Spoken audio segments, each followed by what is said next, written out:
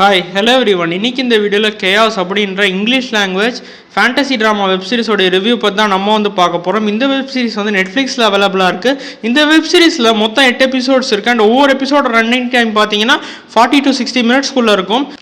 இந்த வெப் சீரிஸோடைய பேஸ் என்னதுன்னா contemporary reimagination of Greek mythology. So இந்த வெப் சீரிஸோடைய ஸ்டோரி என்ன அப்படின்றத நம்ம வந்து இப்போ பார்த்துடலாம். ஒலிம்பஸ்ன்ற ஒரு உலகத்தில் ஜியூஸ் வந்து அவருடைய ஒய்ஃபான ஹெரா கூடயும் மகனான டியானசிஸ் கூடயும் வாழ்ந்துட்டு இருப்பாரு. ஸோ ஜியூஸ் வந்து ஒலிம்பஸ்லேருந்தே ஏர்த்தையும் அண்டர் வேர்ல்டையும் மானிட்டர் பண்ணிட்டு இருப்பாரு. ஸோ ஒரு கட்டத்தில் என்ன ஆகும்னா திடீர்னு ஒரு நாள் ஜியூஸுடைய நெத்தியில் சுருக்கம் வருது. ஸோ இதை பற்றி அவர் ப்ரொஃபஸியில் பார்க்கும்போது அவர் என்ன தெரிஞ்சுக்கிறாருன்னா அவருடைய கிங்டம்க்கு ஒரு டவுன்ஃபால் வரப்போகிறத தெரிஞ்சுக்கிறாரு. ஒரு பக்கம் இது இருக்க, இன்னொரு பக்கம் என்ன நடக்கும்னு பார்த்தீங்கன்னா ஏர்த்தில் வாழ்ந்துட்டு இருக்கிற சில பேருக்கும் கடவுளுக்கும் லிங்க் இருக்கிற மாதிரி காட்டுவாங்க. ரிடின்றவங்க வந்து ஏர்த்தில் ஆர்ஃபியஸ்ன்றவரை லவ் பண்ணிட்டு இருப்பாங்க. எதிர்பாராத விதமாக திடீர்னு ஒரு நாள் ரிடி இறந்து போகிறாங்க. இறந்து போனதுக்கப்புறம் அவங்க வந்து அண்டர் வேர்ல்டுக்கு போகிறாங்க. அண்டர் வேர்ல்டு எப்படிப்பட்ட இடம்னா இறந்து போனவங்க மட்டும்தான் அங்கே வாழ்வாங்க. அண்டர் வேர்ல்டுக்கு போனதுக்கப்புறம் ரிடி வந்து சியானசிஸை மீட் பண்ணுறாங்க. இப்போ ரிடியும் சியானசிஸும் லவ் பண்ண ஆரம்பிப்பாங்க. இதுக்கப்புறம் ஏர்த்தில் பார்த்தீங்கன்னா ஆரின்றவங்க வந்து அவங்களோட ட்வின் பிரதருக்கு என்ன ஆச்சுன்றதை தேடிட்டு இருப்பாங்க. ஸோ இந்த சீரீஸில் வர அந்த 3 வேர்ல்டும் எப்படி கனெக்ட் ஆகுது அண்ட் சீரீஸோடைய மெயின் கேரக்டர்ஸ்லாம் எப்படி லிங்க் ஆகிறாங்க அப்படின்றத இந்த சீரீஸோடைய மீதி கதை.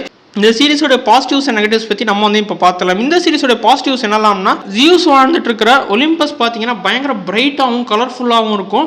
அண்ட் ஏர்த் பார்த்தீங்கன்னா ஒரு நார்மலான ஒரு கலர் டோனில் எடுத்திருப்பாங்க. அண்ட் அண்டர் வேர்ல்டு அங்கே பார்த்தீங்கன்னா இறந்து போனவங்களாம் வாழ்ந்துட்டு இருக்கிற உலகம்னால அந்த பிளேஸை வந்து இவங்க வந்து பிளாக் அண்ட் ஒயிட்டில் காட்டியிருப்பாங்க. ஸோ இவங்க வந்து சைக்காலஜி ஆஃப் கலர்ஸை ப்ராப்பராக யூஸ் பண்ணதுக்காக இந்த டீமை நம்ம கண்டிப்பாக அப்ரிஷியேட் பண்ணணும். அதுக்கப்புறம் இந்த வெப் சீரிஸில் வர கேரக்டர்ஸோடைய கேரக்டர் ஆர்க் எல்லா கேரக்டர்ஸோடைய கேரக்டராக ரொம்ப இன்ட்ரெஸ்டிங்காக இருந்தது.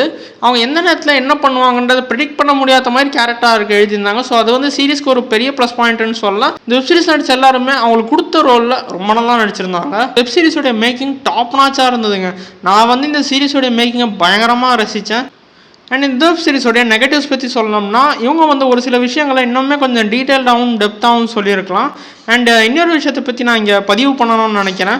என்ன மாதிரி உங்களுக்கும் கிரீக் மித்தாலஜி பற்றி பெருசாக எதுவும் புரிதல் இல்லைன்னா இந்த சீரிஸ் உங்களுக்கு கண்டிப்பாக இன்ட்ரெஸ்டிங்காக இருக்கும்.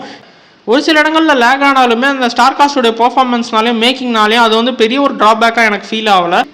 ஸோ ஓவரால் அந்த வெப் சீரிஸ் பற்றி சொல்லணும்னா ஒரு நல்ல ஃபேண்டசி ட்ராமா சீரிஸில் நம்ம என்னெல்லாம் எக்ஸ்பெக்ட் பண்ணுவோமோ அந்த எக்ஸ்பெக்டேஷனை அவங்க ஃபுல்ஃபில் பண்ணியிருக்காங்க. இந்த சீரிஸ்க்கு நான் கொடுக்கக்கூடிய ரேட்டிங் 7.8 out of 10. அண்ட் இந்த வெப் சீரிஸ் வந்து நெட்ஃப்ளிக்ஸில் நான் வந்து இங்கிலீஷ் லாங்குவேஜ்லாம் பார்த்தேன்.